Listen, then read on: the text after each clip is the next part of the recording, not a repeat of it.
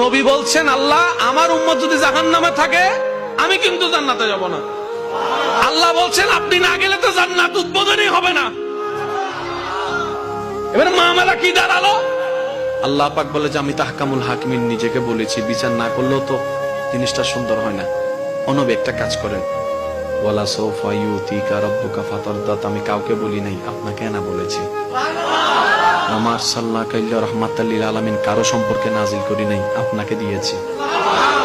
ওয়ালাল আখিরাতু খায়রুল লাকা মিনাল উলা, কাউকে বলি নাই, আপনাকে বলেছি। আর আমি আল্লাহ ভালো করে জানি আপনি হচ্ছেন উম্মতের দরদী নবী। আপনি নিজের জন্য কাঁদেন নাই, সন্তানের জন্য কাঁদেন নাই, পরিবারের জন্য কাঁদেন নাই, নাতির জন্য কাঁদেন নাই, যত কেঁদেছেন জীবনে সবকিছু উম্মতের জন্য।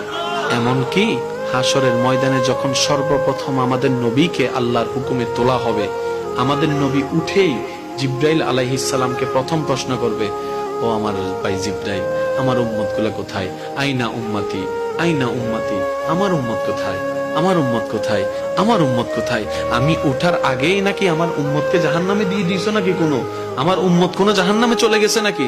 জিব্রাইল বলবে, ইয়া রাসূলুল্লাহ, প্রথমেই আপনাকে তোলা হয়েছে, এখন আর কাউকে তোলা হয় নাই, প্রথমেই আপনি উঠেছেন। আমার নবী বলবে, আমার উম্মত গুলা কোথায়? জিব্রাইল বলবে, ইয়া রাসূলুল্লাহ, এখনো তারা উঠে নাই, উঠবে একটু পরে। নবী দৌড়ায় চলে যাবে আল্লাহর রহমতের দরবারের দিকে।